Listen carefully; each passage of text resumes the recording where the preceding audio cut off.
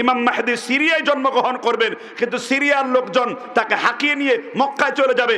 39 বছর পর্যন্ত ইমাম মাহদী জানবে না তিনি সামনে মাহদী হতে যাচ্ছেন। এক রাত্রিতে তার কাছে ইলহাম আসবে, পয়গাম আসবে, সংবাদ আসবে, তুমি জামানার মাহদী হতে যাচ্ছ। সুবহানাল্লাহ বলেন। শাম দেশ আরো গুরুত্বপূর্ণ কয়েকটি কারণ।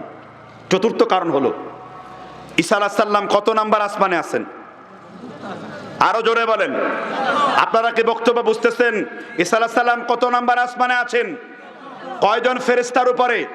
যখন ঈসা আলাইহিস সালামের 12 জন হাওয়ারি সহ তাকে রোমাক সম্রাট এবং ইহুদি নেতারা তাকে হত্যা করতে যায়, তখন ইসকারিতীয় নামের একজন ব্যক্তির চেহারা ঈসা আলাইহিস সালামের মতো হয়ে যায়। রাফা আল্লাহ ঈসা, দুইজন ফেরেশতার কাঁধের উপর ভর করে ঈসা আলাইহিস সালাম চতুর্থ আসমানে চলে যান। ঈসা আলাইহিস সালাম জানতে পেরেছেন যে আখিরি নবী মুহাম্মদ রাসূলুল্লাহর উম্মতের মর্যাদা কত। আবু দাউদের মধ্যে হাদিস এসেছে, ঈসা আলাইহিস সালাম আল্লাহর নবীর মর্যাদার জন্য তিনি লম্বা দোয়া করেছেন, আল্লাহ আপনি আমাকে মুহাম্মদের উম্মত হিসেবে কবুল করেন। আল্লাহ তাআলা ঈসা নবীর দোয়া কবুল করেছেন, তাকে চতুর্থ আসমানের মধ্যে উঠিয়ে নেওয়া হয়েছে। সিরিয়ার রাজধানী দামেস্ক, কি নাম? দামেস্ক বিখ্যাত শহর, ইমাম তাইমিয়ার জন্মভূমি, ইবনুল কাইয়িমের জন্মভূমি, ইমাম যাহাবির জন্মভূমি। তারপরে এরকম অনেক অসংখ্য 244 জন মুহাদ্দিস বিখ্যাত, জগৎ বিখ্যাত, তারা সকলেই সিরিয়ার। সালাউদ্দিন আইয়ুবী কাহিনী সিরিয়া এবং মিশরে, সুবহানাল্লাহ বলেন। নুরুদ্দিন জংভি কাহিনী সিরিয়া এবং মিশরে, সুবহানাল্লাহ বলেন। ইমামউদ্দিন জংভি কাহিনী সিরিয়া এবং মিশরে, সুবহানাল্লাহ বলেন। এবং হাল জামানায় নতুন যে স্বাধীন করলো আলেপ্পো শহর, বাশার আল আসওয়াদের ফ্যাসিস্টকে সেখান থেকে উৎখাত করে এমনকি বাশারের ভাইকে মেরে টাঙ্গে ঝুলিয়ে রেখেছে, সেই বাশারের পরিবর্তন হয়েছে। ইন্না বাতশা রাব্বিকা লাশাদীদ, আল্লাহ বলেছেন আমার পাকড়াও বড় কঠিন হয়ে যাবে। সেই শাম দেশ বিজয় হয়েছে। এর মানে হলো ইমাম মাহদীর জন্মভূমি ঠিক হলো। কিয়ামত আমার মনে হচ্ছে খুব বেশি দিন দূরে আর বাকি নেই। ঠিক না? ঠিক জুড়ে বলেন।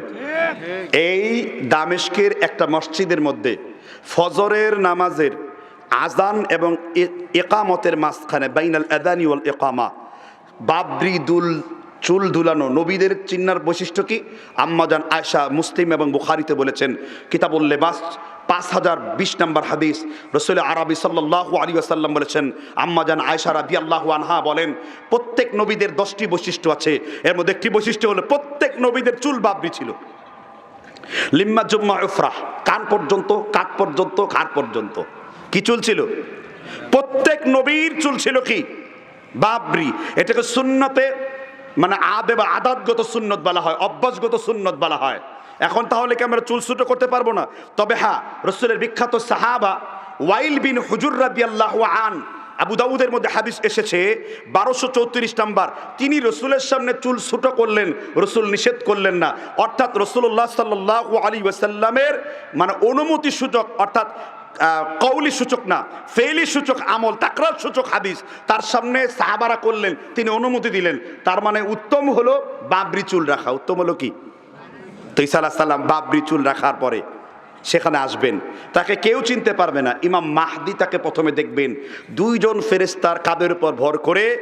এই যে শামের যে মসজিদ রয়েছে, তাও সেই মসজিদের বর্ণনা দিয়েছেন আজ থেকে 1300 বছর আগে ইমাম বুখারীর উস্তাদ ইমামে আবি বকর ইবনে আবি শায়বা মুসান্নাফে ইবনে শায়বার মধ্যে হাদিস রয়েছে। 2 জন ফেরেশতার কাঁধের উপর ভর করে ঈসা আলাইহিস সালাম চতুর্থ আসমান থেকে জমিন অবতরণ করবেন। ইমাম মাহদী তাকে ইমামতিতে ঠেলিয়ে দেবেন। ঈসা আলাইহিস সালাম, বুখারী মুসলিমের হাদিস বলবে, অসুস্থ অবস্থায় আবি বকরের পিছনে আল্লাহর রাসূল নামাজ আদায় করেছিল। আর আজকে ইমাম মাহদীর পিছনেও তেমনি ঈসা নবী নামাজ আদায় করে।